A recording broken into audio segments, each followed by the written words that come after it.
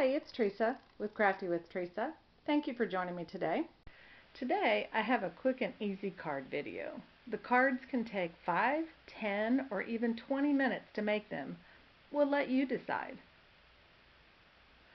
I will have several new Close to My Heart products in today's video. I really wanted to make some cards that I could put together in a set for myself, and I wanted to take this set over to the nursing home for them to make them. These new products will let them create very easy cards, but each one can have a different look. You'll see that here. That's my plan, to show you several different designs today.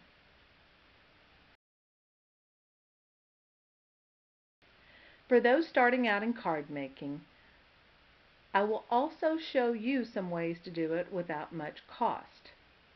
Now, enough of my chatting, let's get to crafting.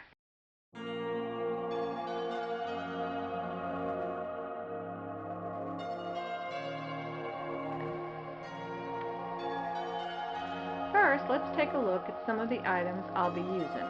I have just a few distress oxide inks. Some are even labeled. I don't know about you, but I really need more time to craft and organize my stuff. I have beside my desk some pre-cut 4 by 5 1/4 card bases. This really helps me a lot. That way I don't have to stop and go cut them when I'm in my design mode. They're in plastic sleeves with a label. For today, these bases I'm using are Nina Solar White 110-pound cardstock. First, I wanted to show you how I store the stencil. They're pretty hard to see, so I keep the Close to My Heart stamp instructions next to my desk, and I use them for scraps. Well, they'll work here also. They actually make the stencil show up really nice in the little jacket. Here are the 3 designs in this bundle. You'll see I use the honeycomb, but I also will use the lined rectangles in an upcoming sheetload of cards video coming out later this month.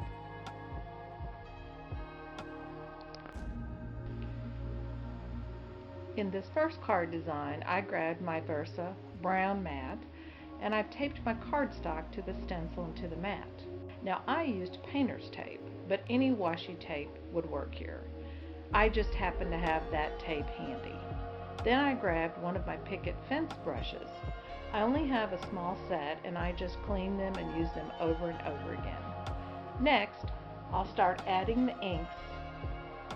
I start at the corners, which my style is to make them a little darker on the corners, and then I swirl onto the stencil, going lighter as I move up toward the focal point. This first card is what I call my messy focal point card design. I don't have a rhyme or reason. I just work with the ink and the stencil until I like that messy look. Now, because of how I set this up on the mat, I will have to trim it up, take off a little bit of those sides, and this base will end up being 3 3/4 by 5.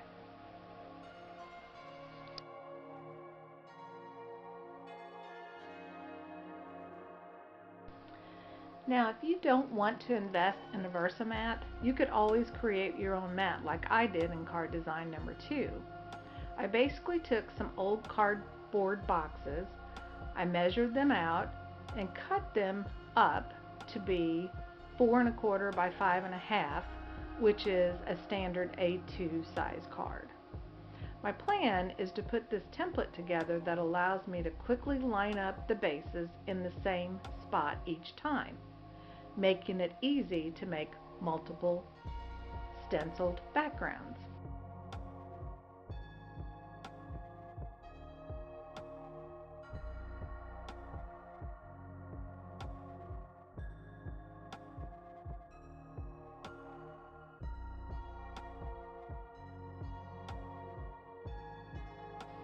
I then built a little hinge at the top with painter's tape so that the card can stick to it to help it stay in place.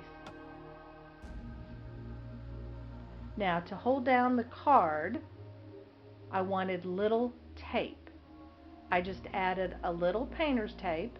By the way, I took some of the sticky off of it and secured a small piece on the bottom left corner. Also, I grabbed a larger brush. I definitely like this one better.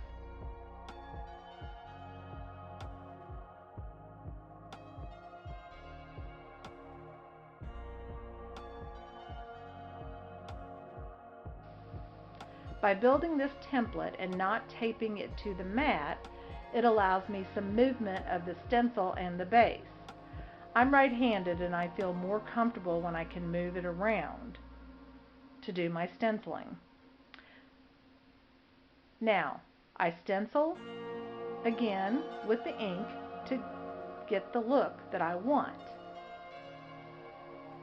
I take this one off the base and I start on the next one.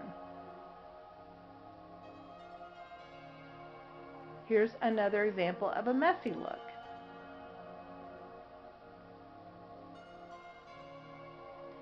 So there's a couple benefits to this template. It kind of keeps the mess at bay on your table. It's a low cost, but I really like how you can quickly move from one base to the next. And I do like how this one turned out. Now this next one gave me a bit of trouble. I left it in here because it's real. When you're crafting, it's definitely trial and error. In this one, I wanted to use the card front shape, so I grabbed the oval so that I could make the open space for the sentiment a little bit more crisp. It was a great idea, but not only did I forget to tape the oval, but I forgot to tape down my stencil. So I worked around it, but I didn't really like how it turned out. So I changed plans and put some removable tape on the oval and put it onto the stencil and finished it that way. Because these are your cards, you can do with them what you want. So I'll show you how I changed it up a bit to make this card work for me. We'll call this card number 3.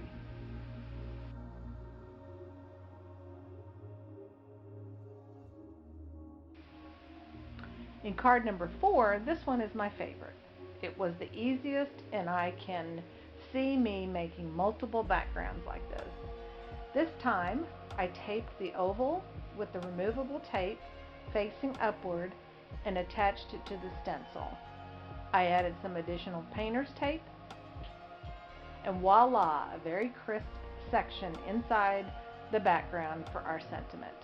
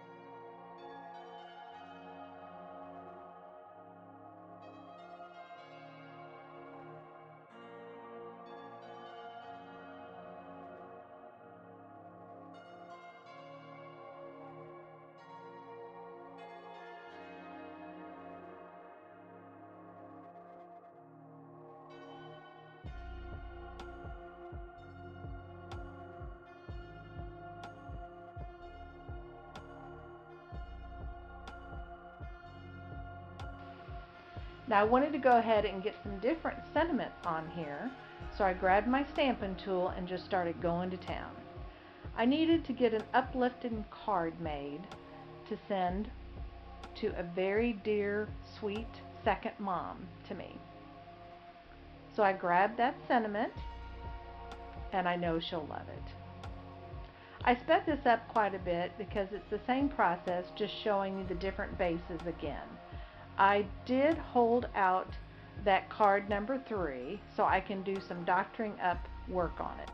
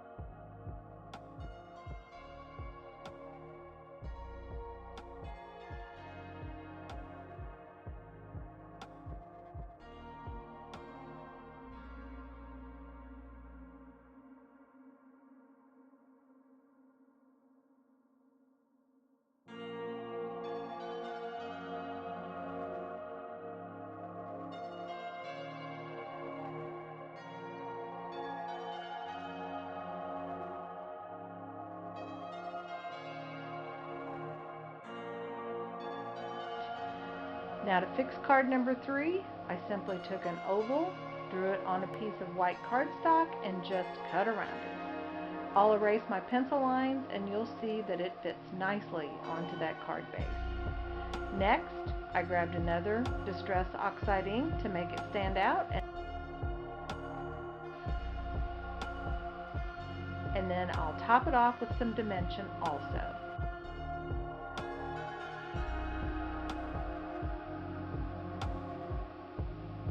It's much more to my liking.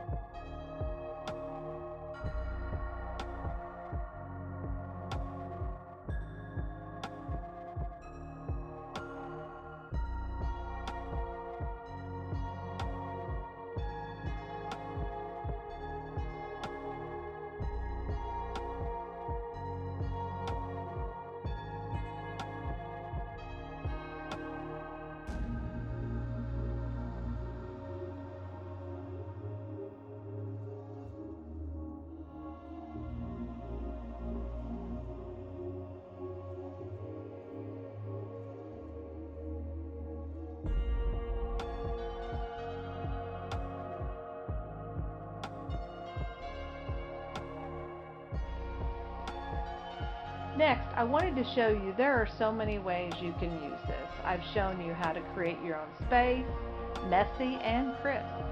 Now I wanted to show you that it can be even easier.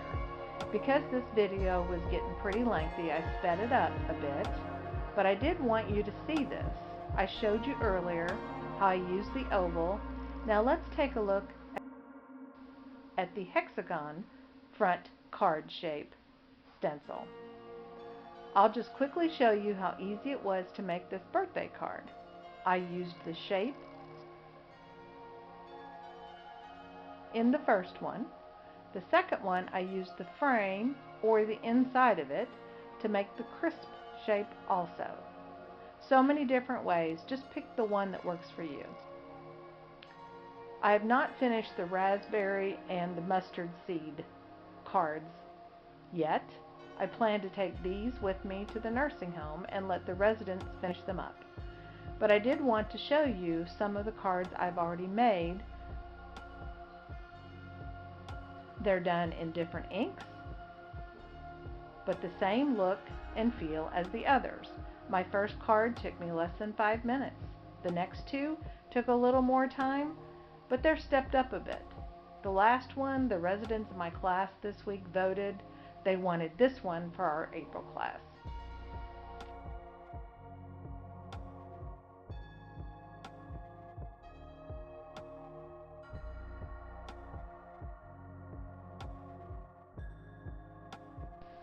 Now here's a look at all the cards, the ones that we showed the process in this video, and of course the other ones right there on top.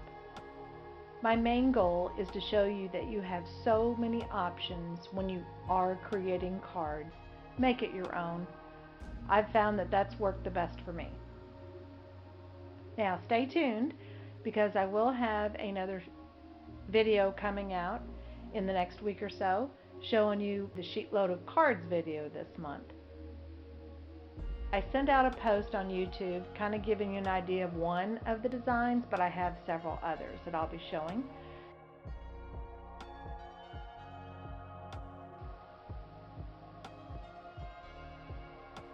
I hope you liked this video, and I hope you were able to get some ideas and inspiration from it. If you like what you saw, please feel free to subscribe, like, and comment on the video. If you have any other ideas or suggestions you'd like to share, please feel free to reach out to me.